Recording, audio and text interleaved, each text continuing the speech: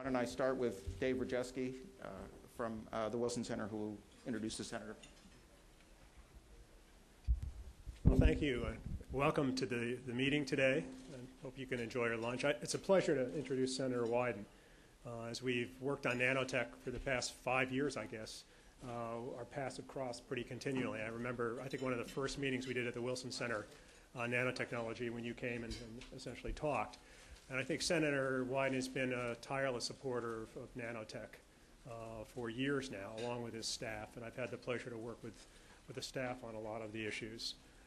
And I think the other thing that he's pushed, which is actually critically important, is this issue of making sure that as nanotech evolves, it's green.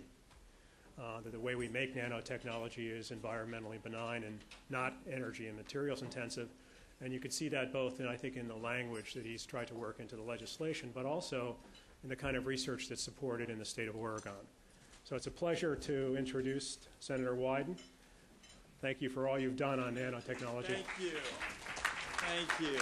And that was unquestionably inflationary, and you're kind to do it. I think it'd be cruel and unusual punishment to give you a big speech. So Joel Shapiro from my office wrote one. It's really good. I'll put it in the congressional record and mail it to you or something like that. We also have a vote in the floor of the Senate in a few minutes, so that is always your foolproof strategy to make sure you aren't getting filibustered in the Senate. But I thought, coming over, because you're having a panel come up on energy in a few minutes, that your work is especially timely right now, because it is very obvious that the Obama administration wants, in the next few months, to zero in on a couple of areas. One of them, of course, is health care. Many of you know we're getting ready to tackle that on the floor of the House and the Senate.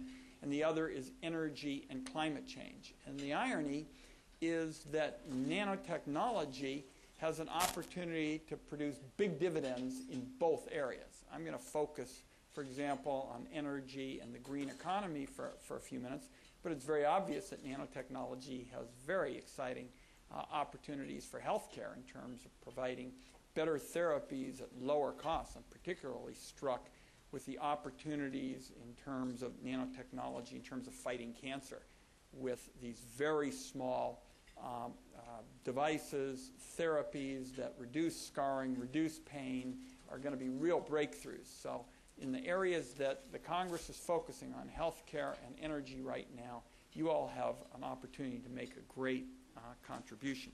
Now, obviously, the country is still trying to sort out exactly what this is all about. We have a big chain of grocery stores in our state called Fred Meyer. You see many of them in the West. And not long ago, a woman came up to me in one of the Fred Meyer stores, kind of tugged me on the arm and said, "Ron, I don't know what this nanonology is, but I'm really glad you're doing it." And obviously trying to convey to the country shorthand, because this is really the science of small stuff, is going to be a great challenge. And in the area where your panelists will be speaking here in a few minutes, I think you have a chance to really put a live human face to this in a fashion that people are going to understand. Because when you think about nanotechnology as it relates to the energy space, and, for example, batteries and fuel cells and solar cells, the opportunities, for example, in biomass. I mean, we are very interested in all things biomass in the Pacific Northwest. We've got close to 12% unemployment in our state, and we are very interested, for example, in turning wood waste into a source of clean energy. Now, we have literally millions and millions of acres of second growth forests. I feel very strongly about protecting the old growth, but we have millions and millions of acres of second growth forests that we ought to go in there and thin out, and we'd like to get it to our mills and put people to work. Good family wage employment. But one of the holdups is making the transition through nanotechnology and other kinds of opportunities to the biomass economy. Now, I think there's some ways we can jumpstart this, and I know you all are going to be talking in the course of the afternoon about research opportunities. I would say to the distinguished practitioners in the field, I hope in particular that we can do a lot more with technology transfer.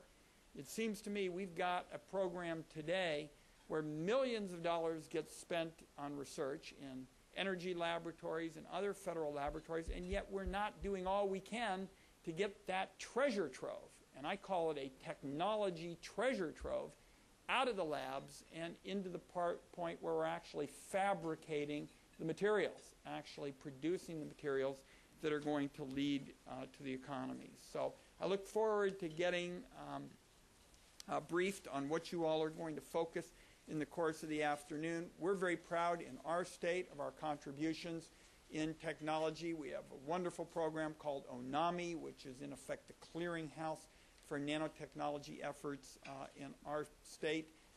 Every member of Congress likes to boast about what they're doing in their particular area, but we're proud to have been in the vanguard, actually producing more in terms of direct nanotechnology based industries than any other part of the country, and we'd like to build on it. And one of the best ways to do it is to work with professionals like yourselves, practitioners who work on these issues day in and day out. So know that we're following your work, and your work is especially timely right now with this panel on the energy issue, because we have titles. We actually have a title in the energy bill that we hope to get to the floor of the Senate before long to look at promoting exactly these kinds of innovative technologies. So we'll look forward to continuing this discussion, and thanks for letting me come on in for a few minutes, and know that I consider your work some of the most important that I know of, because it'll relate to good paying jobs in the economy of the future. Thanks for having me.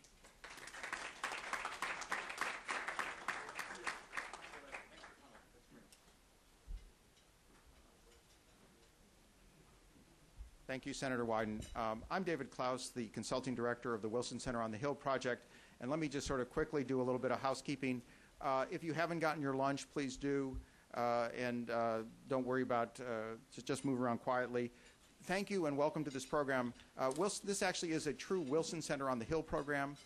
What we have are 3 panelists today who've been participating in a 2.5-day program at the Woodrow Wilson Center that's being co-sponsored by the University of California, Santa Barbara, and Rich Applebaum is here from there, the Center for Nanotechnology and Society, and the Woodrow Wilson Center.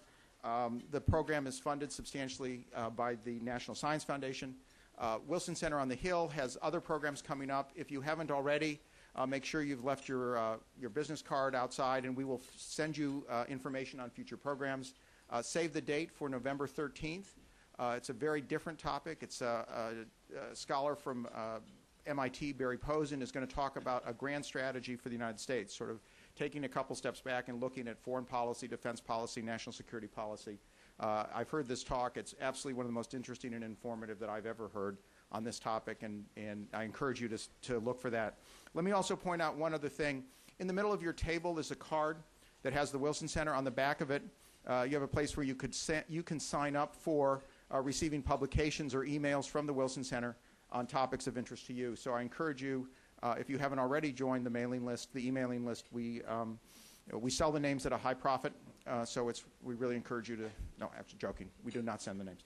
With that, let me introduce Dave Rajewski, who will be your moderator for the panel. Thank you, Dave.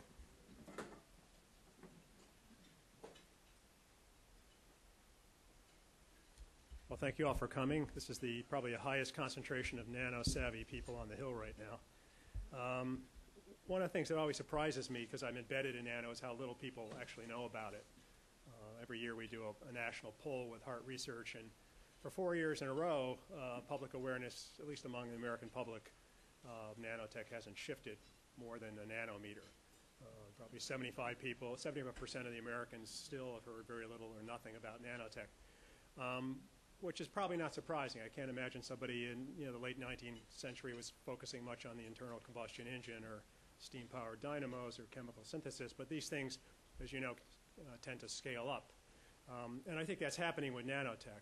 If you look at what's sort of the estimates of the markets, people are talking about $150 billion of global goods right now being underpinned by nanotech, and that's projected to go up to maybe 2.7 or $3 billion by 2015. So we're looking at significant amounts of market share that's actually based on advances in nanotechnology. The global investment in nano R&D, hard to pin down exactly, but probably $14 billion a year across the public and private sector. There's at least 25 countries that have national nanotechnology programs now. So when I run into people, people say kind of, well, when is all this research going to pay off? When am I going to see something? And I think the short answer to that is it's happening right now. It's already happening.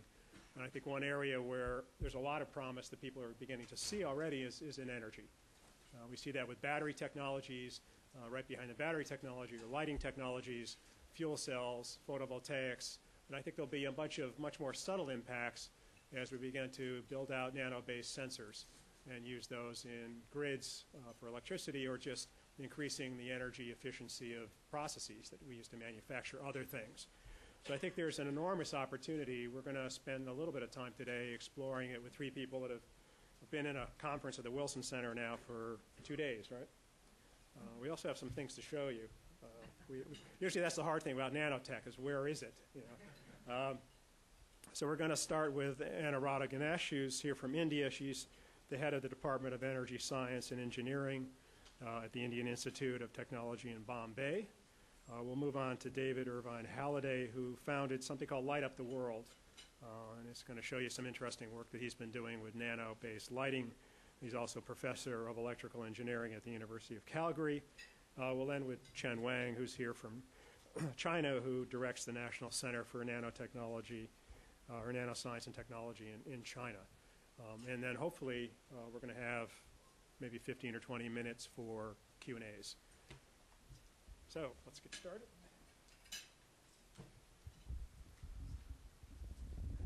That's the first thing I need to do. Okay, good afternoon, all of you. And I'm delighted to see the average age in this room. Of course, initially I thought it was 18.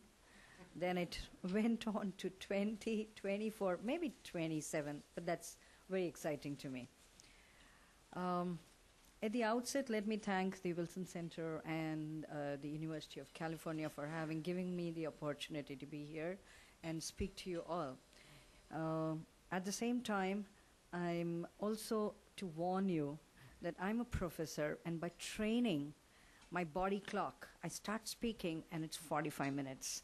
Okay, and then I look at my watch. So I'm going to, fortunately, there's a clock there. So I'll keep a watch and try to finish it in 8 minutes. That's the time that they've given me.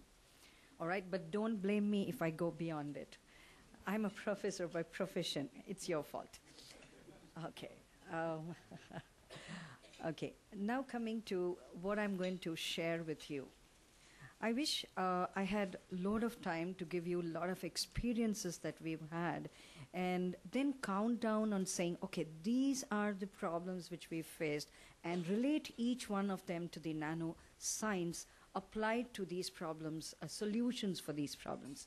But we don't have so much time. So let me give you a very, very general picture. But before that, it's very important for you to know who am I, and the background from which I come, and how I'm going to relate it. I have a handout which I'd given outside. I don't know if any one of you have it, but that's going to be the easiest way for me to communicate to you. I represent a country which is fast growing and is poised to accelerate its growth further. I represent IIT Bombay within that country, India, which, being one of the premier academic institutions, is constantly keeping pace with the need of the nation. I represent a department within that institution which shows leadership in respect particularly for the energy area. It's not right for me to say sector, I'm going to call it area.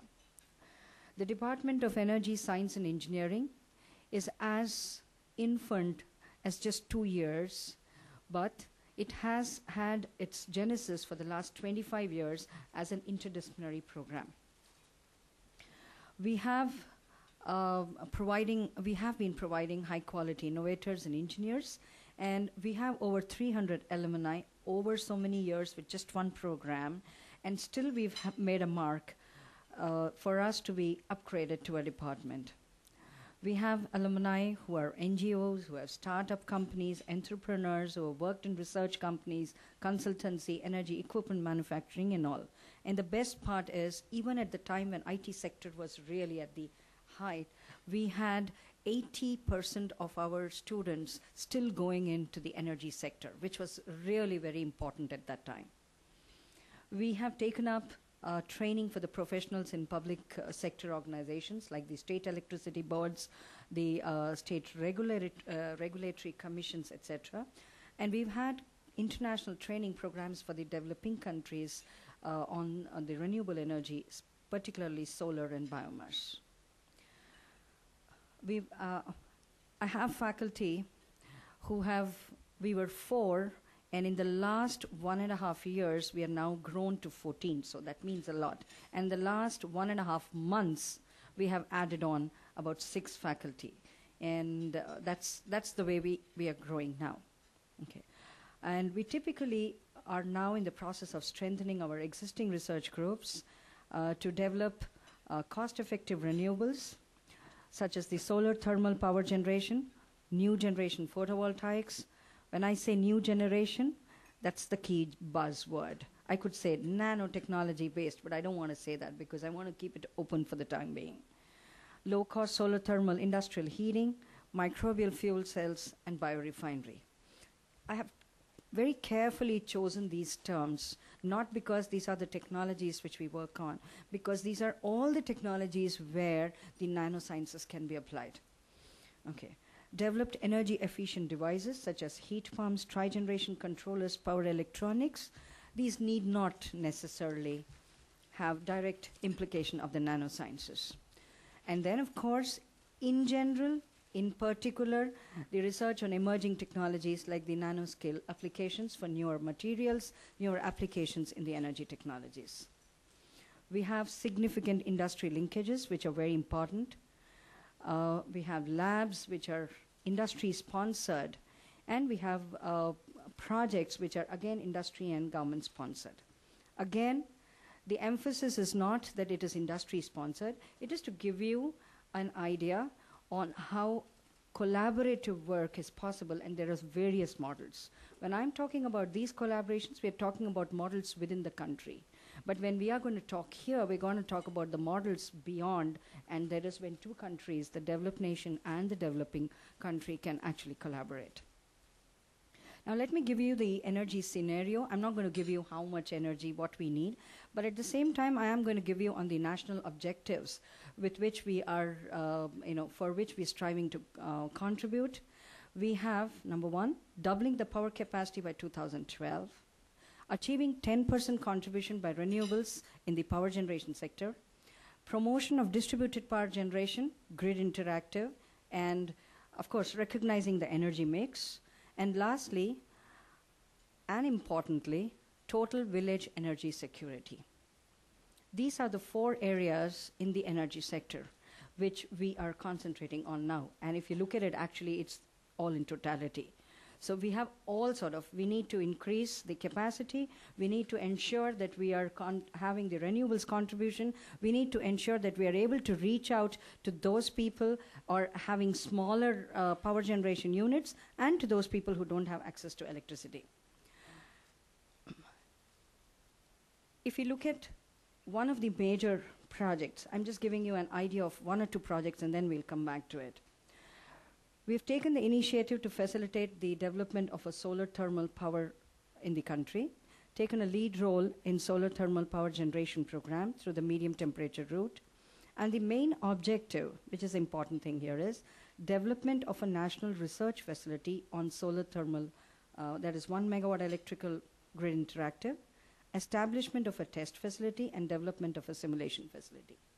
The idea is that whatever research we are doing, it's good to do at the research and the development level.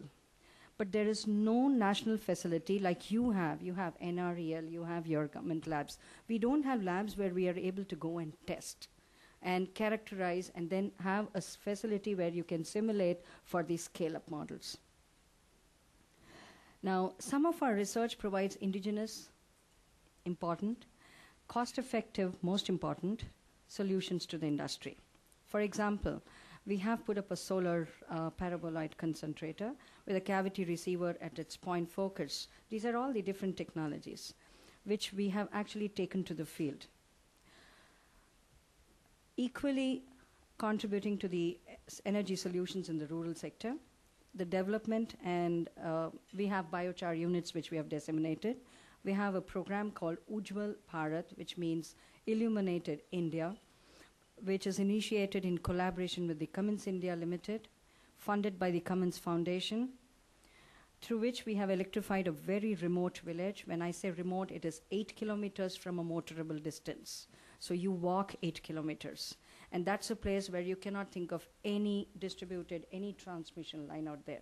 So you have to have, totally standalone, and we're using their own resources, whatever, microhydral, biomass, whatever you talk about. And more importantly, it's something where no one is going to go there and maintain. So it has to be a technology which is reliable. It has to be a technology where low maintenance is required. It has to be a technology where I don't have to go and train them and say, okay, what you do is just wait. As soon as you hear this sound, you switch this off or switch. You can't do that. You have to just tell them, okay, this is it, switch on and over, forget it. That's the type of technology that we're looking for.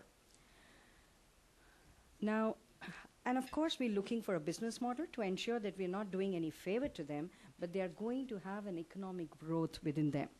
Okay, they're going to grow, and they're going to be, they will have access to the outside world also.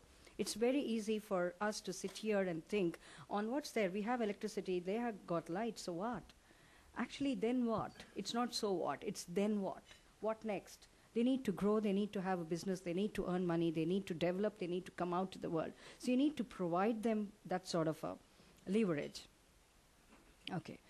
Now, I'm going to leave the other things about the students and all that. Let's come back to our road to Copenhagen, which was the topic given to me. And in technology and innovation, of course, I'm going to talk about. Okay, I'll finish it soon. So India is deeply concerned about the growing threat and believes in sustainable utilization of our sources, of course, and preservation of the environment.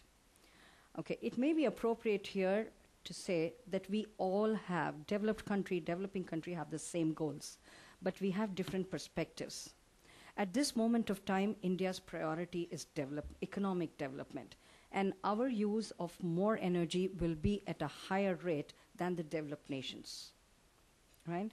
I'm not saying we're going to use, I'm saying the rate at which you're going to use more energy is going to be higher. India carries with her 50% of the population which doesn't have access to electricity, and we're working seriously towards that. We recognize the fact that all of us together have to combat the climate change, but at the same time we believe, and very strongly believe, that there has to be differentiated responsibilities between the developed and the developing countries. India has a large untapped energy market, okay, or market in the energy sector, whichever way you want to put it. And this huge difference between the supply and demand combined with a high growth scenario makes it really the open market. But what we require is affordable energy solutions is the need of the day. Okay, we need to provide reliable, cost-effective, sustainable solutions. So in devising mechanisms for collaboration between the two countries, I thought it's important to tell you some underlying factors. I want to give you one example. I'll do it very soon. Yeah, I just finished 2 minutes, right? Okay, so they want me to finish it fast. I just want to give you an example of gasifier and maybe shift. When US was developing large-scale gasifiers, India was developing 5 kilowatt to 1 megawatt gasifier, 5 kilowatt for 8 million pump sets, diesel engine pump sets, and 1 megawatt for the other applications. So that's the level. So if we want to collaborate, we need to do it at a level where you have yesterday, Anish Chopra said customized engineering design. I call it appropriate technology. And for doing that, if we want to look for reliable and cost-effective renewable technologies today, we have no other. I think the best that we can look upon is the nanotechnology, and Nanotechnology steps in only because there has been a stagnation in the growth of the technology development. So number one, we need to have research development, technology development, collaboration for appropriate technology with nanotechnology as an emerging technology only because we need a quantum jump in reducing the cost and improving the efficiency. I stop here.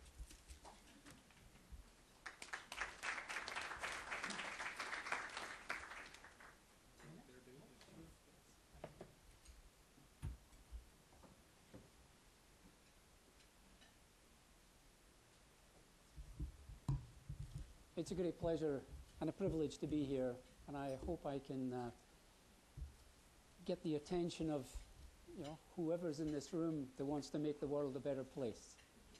Okay? Am I that tall? Anyway, let me ask you a question. I'm going to try and do this in 5 minutes. Okay? Has anyone ever heard of Light Up the World? Well, okay. Thank you very much. There's at least a couple of hands. What we are, we're an organization that started basically in 1997 when I had an idea when I was in Nepal. And you might wonder how this relates to nanotechnology, but I'll get to that in a minute. Okay, by 1999, okay, we'd actually demonstrated the first of our white LED lamps in Nepal. Now, all of you have probably got, a little, keychain LED light, etc. Realize this is less than 1/10 of 1 watt. Okay, that a child can read, not just a child, an adult can read with less than 1/10 of 1 watt, because the technology is improving so fast. In fact, the lamps that we were using in 99 and 2000 when we lit our first villages in Nepal, permanently by the way, okay, we're now an order of magnitude higher than that in terms of lumens per watt. So for the same little 1 watt of electrical power, we're getting more than 10 times the light. Okay? I can't speak for your president, okay, but I'd love to think that he's on my side, trying to make the world a better place, and especially the developing world, because I think without doubt, we live in a bit of an obscene world. That wasn't in my notes, but I thought I'd put it in, because it really, I have to stress it, that the pyramid, we have to flatten this pyramid. And we can flatten this pyramid, okay, this economic pyramid, without giving up a lot, okay? In fact, probably without giving up anything. So let me just demonstrate this, okay? This is a 1 watt lamp that if we were to put out all the lights in this room and it was really dark, every single person in that table could read and write and do arithmetic. The reason Light Up a World, exists, from day one was so that children could read and write, okay, and study. That's the essence of life, in a sense. You've got to be able to make your way, and therefore you've got to be able to study. This is something we did for the space station, okay? This is about 4 watts, okay? We could actually light this whole room at a level that would be useful in the developing world with 4 watts, okay? You can generate that quite easy on a little bike or on a tiny solar panel. But let's look at some of the numbers, okay? Because that's what people are interested in. Okay, there's about $50 billion spent every year on kerosene, because that's what the average family uses in the developing world. There's about 1/3 of humanity that uses kerosene or candles. Okay, we're in a position to really help them. And Light Up the World, we're in 51 countries, 25,000 systems. It's a bottoms up. We're starting to see these LEDs all over the place, and it's good to see all the countdown counters, as you at the crosswalks in Washington. My first visit, by the way. The previous speaker, she mentioned climate change, carbon credits, solid state lighting, because that's what this lighting is all about. Okay, that's what it's called, LED lighting, solid state lighting. Okay, it applies to all 8 of the Millennium Development Goals. Check it out. Okay, outside, I've left a few of these, okay, few of these. This is a report. If any of you are really interested, go onto our website, or I've actually got 3 copies with me.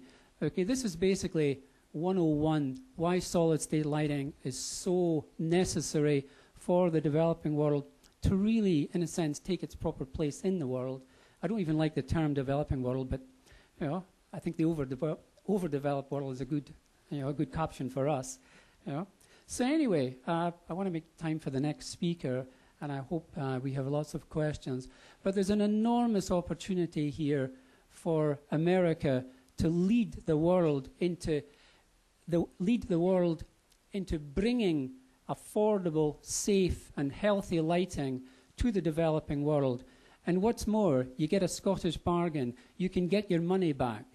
And I'll finish with this point because it's probably one of the most important points, is that the average expenditure in village after village, country after country, varies between 50 to 250 US dollars per year. Okay, it averages worldwide somewhat under $100 of paying for kerosene. The one-time cost of our system, which consists of small solar panel, little motorcycle-sized battery, and a couple of LED lamps, which basically live forever, and as well as the solar panels, is less than $100. So 1 year of kerosene, would pay for a solid-state lighting system. It is an enormous opportunity here to create wealth, disposable income, as well as industry. I think with that, I'm going to quit. I wish I had more time to say a lot more, but maybe in the question period. But there really is a wonderful, wonderful opportunity here for the USA. I spoke to the Prime Minister of Canada a couple of weeks ago, Stephen Harper. I've written to him many times. He asked me to write him again. So far, I haven't had any luck in getting his real interest, though I actually developed this small one here for the work I did with the Canadian Army in Afghanistan, Kandahar. But really, and I know you guys are really sharper than I am, but lighting is absolutely essential to human development. There's also a part for it to play in Afghanistan, because if we, and I mean the US and Light Up the World, if we could bring affordable lighting, and believe you me, they pay over $200 a year for kerosene in many of the villages, I think that's part of the getting their society into the kind of state of development, etc., that just might make it a safer place for all our soldiers over there. Thank you. Namaste.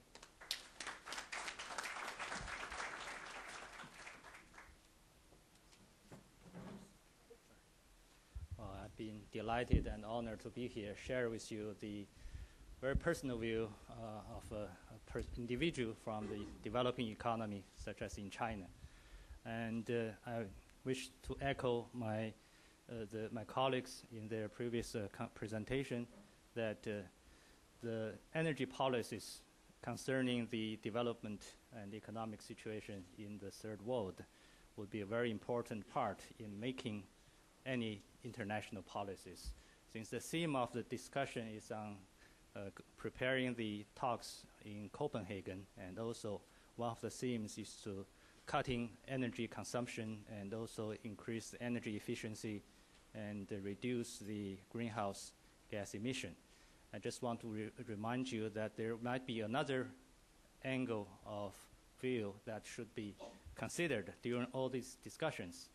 Let me start it from this fact that there are 11 million people in China, and I believe that number will be multiplied around the world, that have no access to electricity.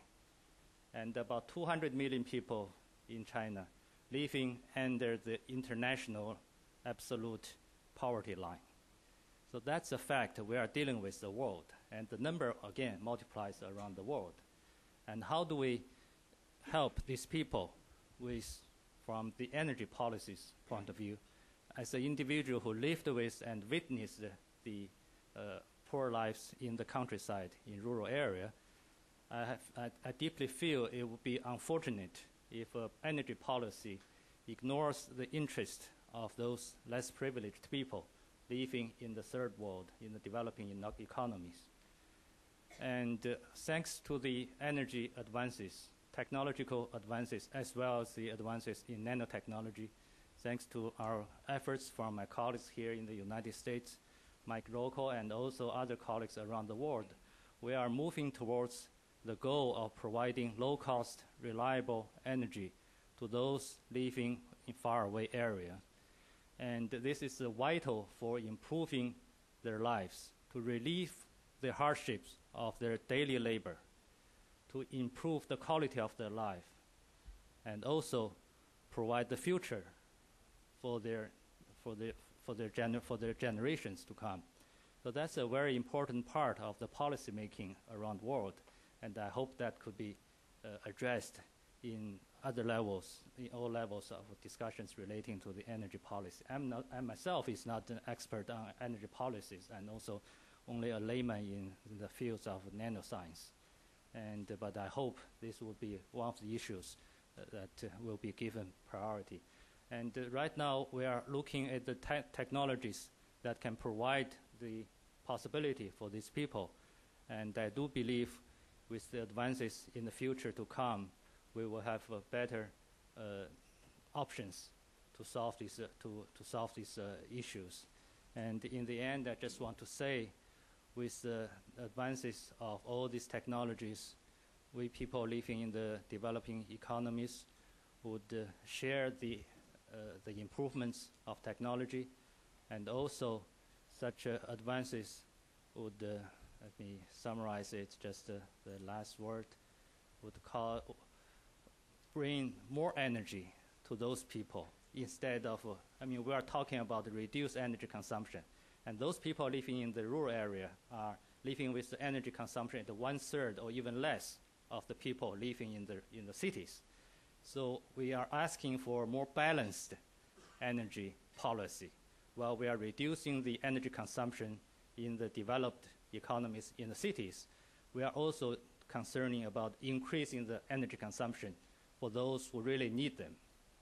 And that's what my personal view of this policy relating to energy. And what we are asking is we could join the effort to bring more energy to those in the poor, in the needy, and to power up their lives. So that's my presentation here. Thank you.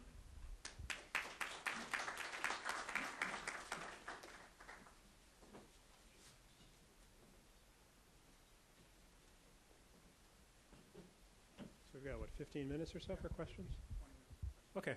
So why don't we take some questions? You can direct them to any specific person on the panel, or just ask something general, and we can pass it around to the panelists. Also, we have a microphone because we are webcasting this. Yep, right here. We'll get you a mic. All right. Is this working? Right. I guess my question is directed to the three panelists in general. To what extent are the areas of the world you're referring to affected by an exodus from less developed rural areas into the large cities? And to what extent do you think that providing modern infrastructure, particularly electricity, communications, and such, to those rural areas may impact that exodus, assuming it exists? Jen, you want to take it?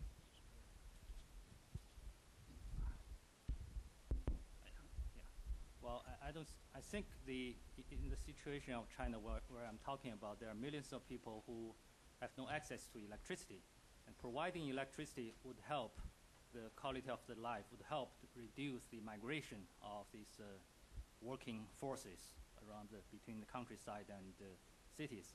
But that will not terminate or solve the problem completely. People have the right to choose their way of living, and that has happened in many areas in China. When they try to persuade people to move to better developed areas where people are highly resistant to that kind of proposition. They have a strong bonding to the place where they are living. That's their born right, in my view, and we have to respect that. So, we should provide electricity to those areas, and on the other hand, we should also respect their way of living in their own choice. So we have to provide diversified energy to those people living in different areas. For China, such a large territory with different geological conditions, electricity will not solve all the energy problems. So there must be a diversified form of energy available for people living in those areas. That's Anybody else want to respond to that? Okay, move on. Yep, right in the back. Hi, I'm Roseanne Skirble. I work with the Voice of America. I'd like to ask, if I can, two questions. One to Dr. Ganesh. In your remarks, you said that India recognizes the fact that we all need to combat the climate change problem, and you go on to say that she believes that there have to be differentiated responsibilities between the developed and developing countries. Could you elaborate on that?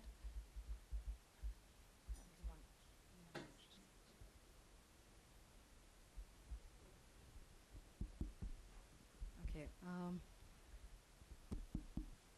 Okay, when I mean differentiated responsibilities, there are two aspects to combating the climate change is what I meant. Okay, one aspect is you reduce, or for example, the carbon dioxide capture and sequestration and improvement of the technology. That is one way. And on the other side, the countries like India or the developing countries, we have to first look into the priority, the economic development as a priority. Climate change would be in the background, and the best way to do is we have to look for technologies which would reduce, in a relative term, reduce the energy consumption for the same platform of economic growth. Okay, so what I mean is about 20 years before to now, if there has been a development in the developed nations, the amount of energy you would have consumed till now is we cannot afford to consume that. So we have to develop a technology where the economic growth has to be of the same pace, but with reduced energy consumption and and the environmental impacts. That's what I mean. What are the responsibilities you're talking about? Responsibilities is, on one hand, here we need to sustain the growth and ensure that we are not releasing, or we are able to capture. There's no question of capturing yet. There we have to grow. There is a difference. One is sustaining the growth, and one is the growth which needs to take place. Yeah, David.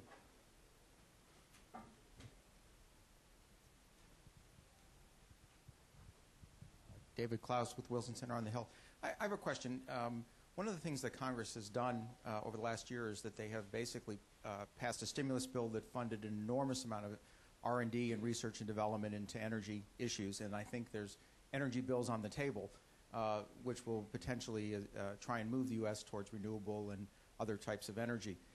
If you were thinking about the R&D and the technology investment that the United States is going to make to achieve climate change objectives, which it doesn't really, in some respects, it doesn't matter where the benefit occurs, whether it occurs in the United States or in other countries.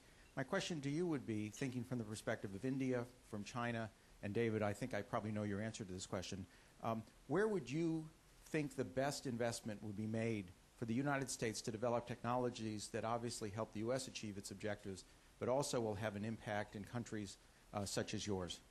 David, I think you're welcome to answer too. My guess would be lighting, but... Yes, I'll let my friends have their say, and all I'll say is that I mentioned $50 billion worth of kerosene every single year. Okay, there's about 250 million tons, okay, of CO2 generated from this kerosene. It would be kind of nice to get rid of that. So there's a huge carbon credit potential there that we can tap into. What would you invest in?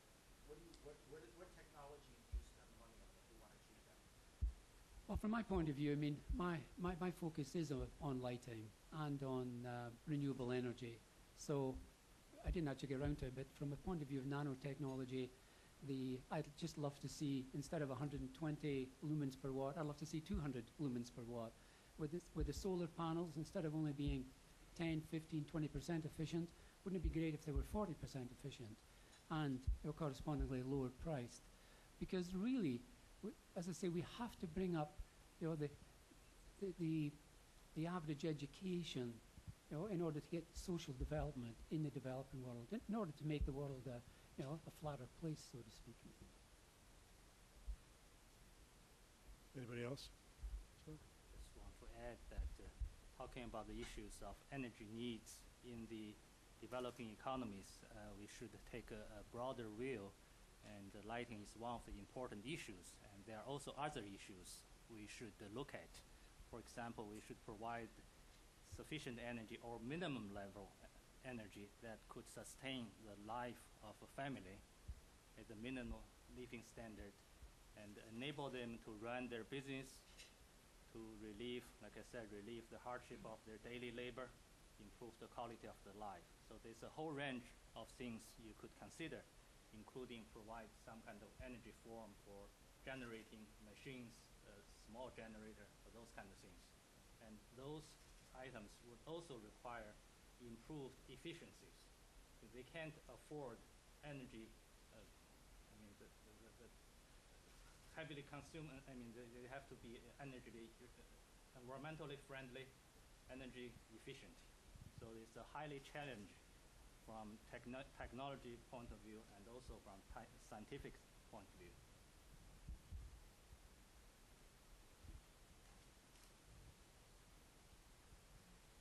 Yep, go ahead, Richard.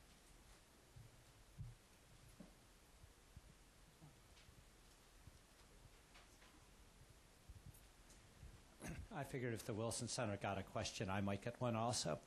I want to take us back on the road to Copenhagen and ask, especially Chen Rang and Anuradha Ganesh, how do you see China and India, who have obvious needs to elevate their population, who are right now outside of much of the economy, to a sustainable level of living and achieve global climate change goals?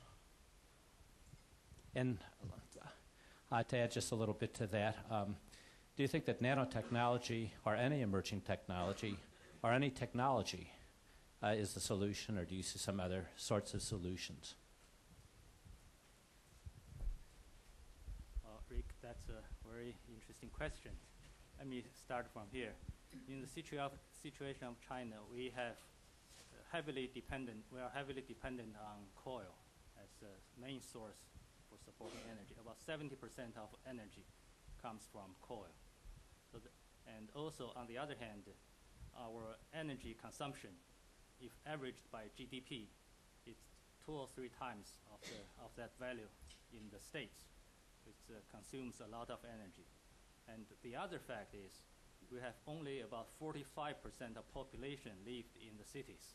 So more than 50% of people living in the countryside, in rural areas.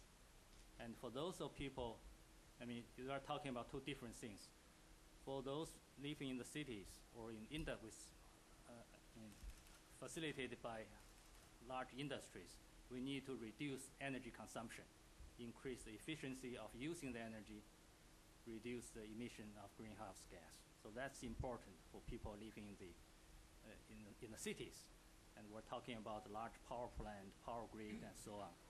And for those majority of people living in the countryside, they are consuming about a fraction of energy for people living in the cities, where their quality of life is heavily dependent on the capability of if they could access to certain forms of energy. That's another issue we should deal with. So in this case, I'm asking a balanced energy policy. We should make some efforts to make those people living in the countryside have some kind of access to different forms of energy, electricity, hydropower, whatever, solar. And for this aspect, I believe nano and other energy technologies should have a role in this direction. We could provide, with the advances of technology, we should be able to provide low-cost, reliable energy forms to those living in the rural area. So that's my answer. Nano is definitely, as the director of the Nano Center in China, I'm hoping our work will be directed in this direction. If I were to answer this question, I would say there are 2 ways in which we plan to do it, at least. One, of course, in terms of technology improvement, in terms of nanotechnology, which is definitely a key player in improving the affordability, improving the efficiency, and improving the reliability of of any of the renewable technologies and also the clean coal technologies. In addition to that, there is one thing which we are lacking and which we're looking forward to is to develop innovation centers. There's a lot of research going on. Our major problem is the research to the technology commercialization level. We have a major gap.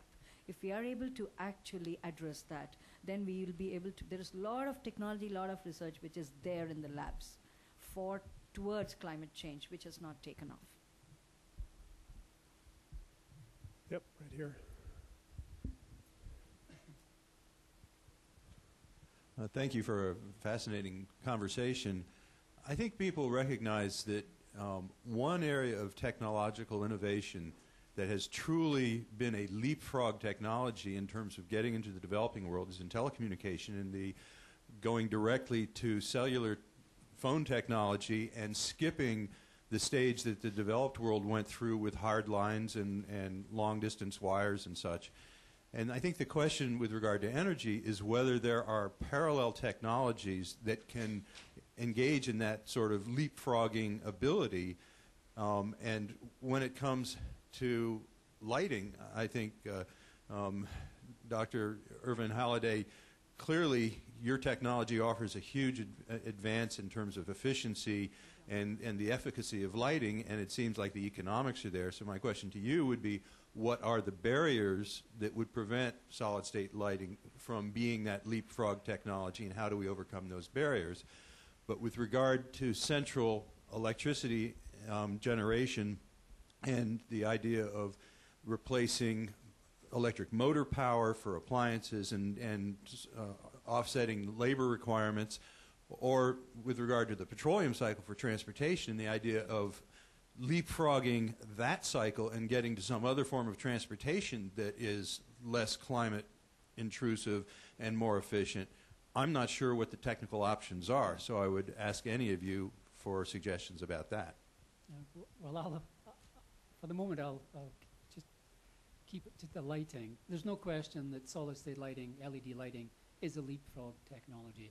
I mean, there's no reason at all for the developing world to to incorporate the incandescent bulb or even the compact fluorescent, because it's been a few years now since we stopped apologizing that our devices weren't as efficient as the CFL, and now we just say no, we blow them out of the water.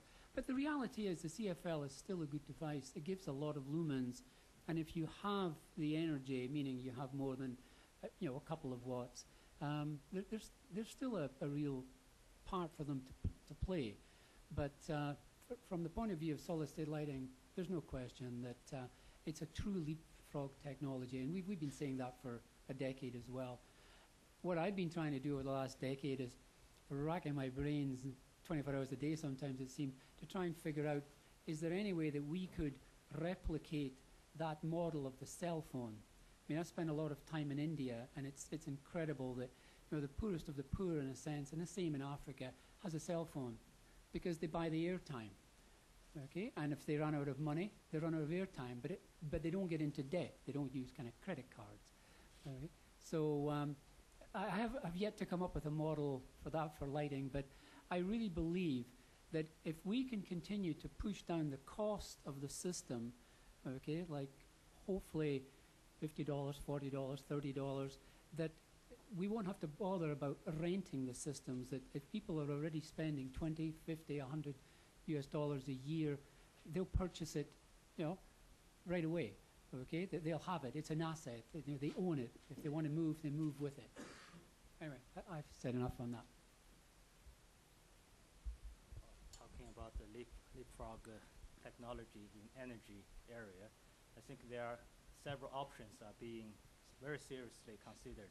Solar energy is one, to move the solar panels into the remote areas that could generate certain power for households. The other might be the biofuel, biomass, that could be generated depending on the local agricultural or plant situations. But again, these areas are all having their technological challenges, and they are not ready to be useful for general households.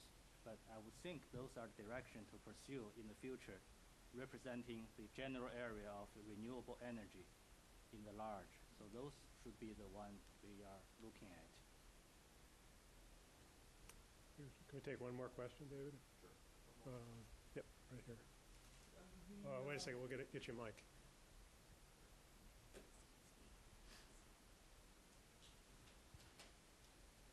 Thank you. American and European society are, there are certain models of how people interact that aren't necessarily the same models that are used in China and India. I heard you speaking about, the need to bring rural people into the economy, certainly to provide them with energy and services to make their lives better.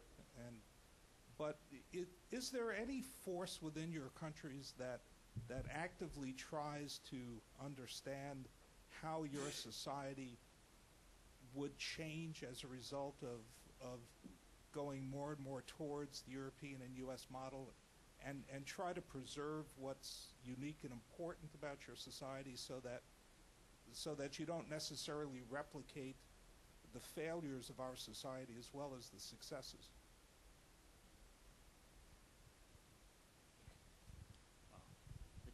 Again, it's just a personal reflection on this issue.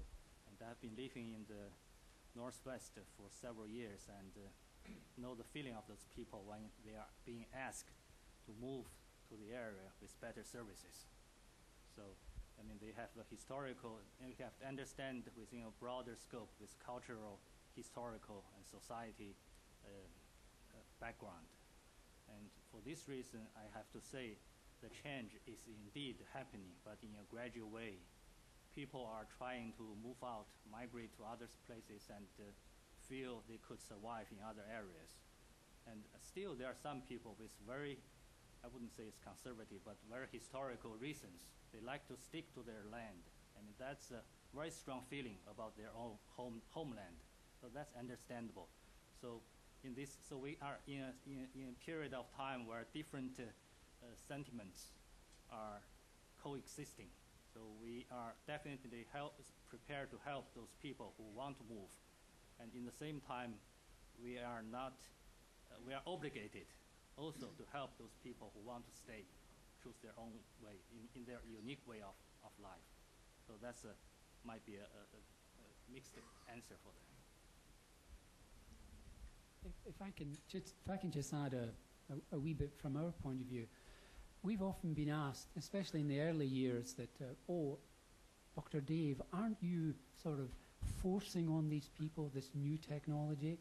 And we were always delighted to get that question because the answer is quite simple. We have never, ever forced lighting on anyone. In fact, it's our partners in the developing world they're the ones that make the decision as to who wants the light.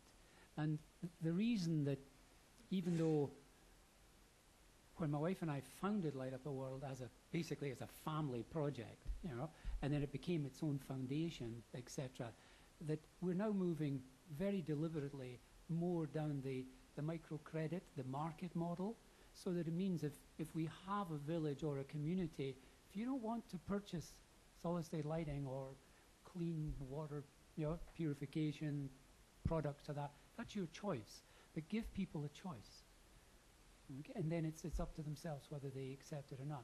And if they accept it, then hopefully it's not destroying their culture. Okay, I think that's it. I'd like to thank the panelists. I'd like to thank all the staff that worked to make this happen, and also thank all of you for coming.